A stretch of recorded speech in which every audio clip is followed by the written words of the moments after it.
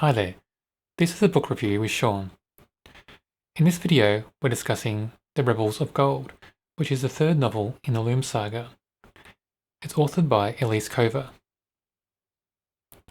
Now, I was looking forward to this novel so much after reading books 1 and 2 in the series, and I think I recall saying this during the video of book 2.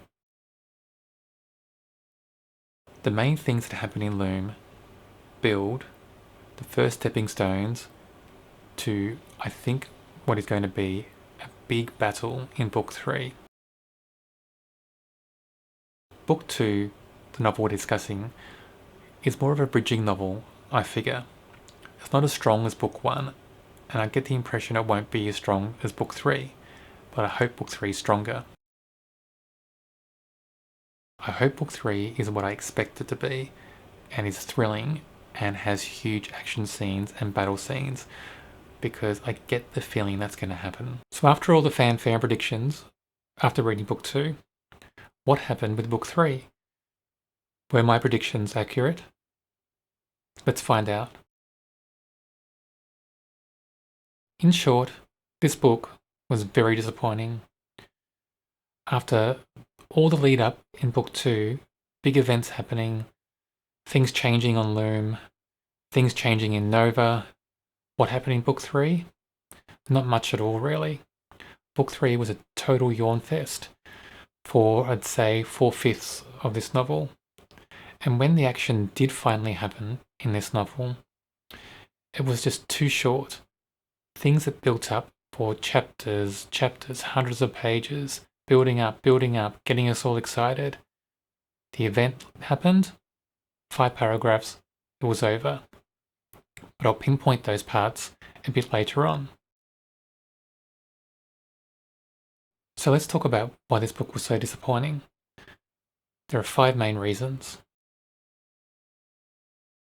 The big events just didn't happen. Book 2 promised so much happened in book 2. The start of book 3, very, very slow. Then it just slowed down more and more. Those events that I wanted in book 3 did not happen. The big showdown that we expected in this novel between the Dragon King and somebody else we thought it would be Ari. The big showdown happened, but was very disappointing. I think it lasted 5 paragraphs in total. I mean, after all that build-up, all that suspense, we're expecting something big to happen, to have it finish in 5 chapters was a letdown. The villains ended up being just too weak. They were so strong in books 1 and 2, very powerful. In books 3, that was all just forgotten. Suddenly they were just so weak and so stupid, really. I don't know what happened in book 3. It was as if the author just forgot what they were like in the first 2 books. The heroes were just too good. Everything was so easy for them. They ended up being so clever, so strong, so resourceful. Everything fell into place for them, and it just felt like the author kind of gave up on the plot a bit and didn't know how to structure book 3 to get towards a good ending that would give us all the things we needed, and also to have the heroes have a bit of a struggle towards the end. I mean, we needed that because in books 1 and 2, they did struggle. In book 3, it was just as if the heroes had a walk in the park. It was just so easy for them. When big things did happen, we didn't get to see them all. We saw it after the fact, after the event. I mean, in fantasy fiction especially, we want to see those huge occurrences. We want to see those big changes and those big events. We want to see the big fights. We want to see all that action. Didn't happen in this novel, and that was just a huge letdown. Most of this novel just felt like planning. The Fenthry just had committee meeting after committee meeting, and they just discussed things. what resources they wanted, how to make something, could they make something, and if they did make something, was it okay? They argued with each other all the time. They just seemed to want to not do anything to protect themselves. And those parts of the novel were so slow and so tedious and so repetitive. I mean, we're meant to expect imminent death for the Fenthri. There's a danger that's approaching in just a matter of days. We didn't have that urgency in the novel, all those characters, and it just felt like it was just imbalanced between that expecting of the battle and what was actually going to happen.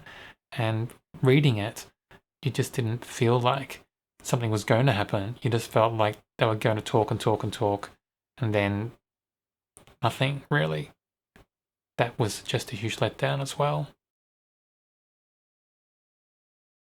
So we touched on the true villains of the novel being the Dragon King and Coletta, and how they were just disappointing and very weak.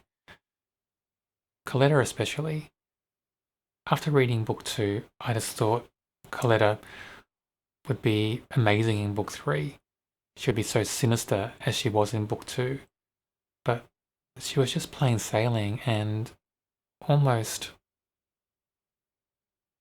nothing really happened for Coletta apart from a couple of things. But even those things that she did, as a reader, I just knew nothing was going to happen from it. It just felt like that during the novel, that whatever Coletta and the Dragon King did, it would be no consequence. And that's a really strange feeling to have when reading a novel like this, especially after book 1 and 2 were so great. I don't know what the author was thinking, or if this was planned, or was it just rushed? I'm not sure. I think the novels were all written or released within a year. That may have played into this a bit. Maybe there wasn't enough time to develop book 3 into what it should have been. And then we had another villain, King Louis, a villain from Loom. For this character, I get the feeling the author wanted to build it up as something sinister and put a lot of suspense in an intrigue with this character. It didn't happen, it fell really flat. It's just because the heroes just knew about this character too quickly. There was no doubting things, no red herrings thrown in the mix. It just all fell into place too easily, and it was a waste of a new villain. Even Florence, my main character from book 1 and 2, my favourite character in the series, what a letdown this time. She just changed completely in personality, in dialogue, in action. Everything changed for Florence, and I don't know why that was. It was almost like she suddenly became a teenager, a bit of a petulant teen, a bratty teen. That's what it felt like. And we just see moments in this novel that if she didn't get her way, if people didn't think she was the rebel, the king rebel of the resistance, she would shoot them or want to shoot them. I mean, that wasn't the way Florence acted in book 1 and book 2. Yeah, she was emotional, but she was a bit more level-headed and a bit clever in those novels. In this one, she just acted from emotion all the time, and she just didn't have the same oomph factor that she had in the first 2 novels. And that was the biggest letdown, I think, of all. So overall, this novel just didn't live up to the expectations that I had. I don't think I expected too much, especially after books 1 and book 2 were just so great. So with that in mind, I rate this a 2 out of 5, and that is a disappointing score because the first 2 novels in the series were both 4 out of 5 ratings for me. I haven't read any more that Elise Kova has written, but I am interested in trying more of her books just to see if the writing style or the stories play out differently through the different series that she's written. So in the future, I do hope to read more of Elise Kova and maybe I'll do videos on those as well.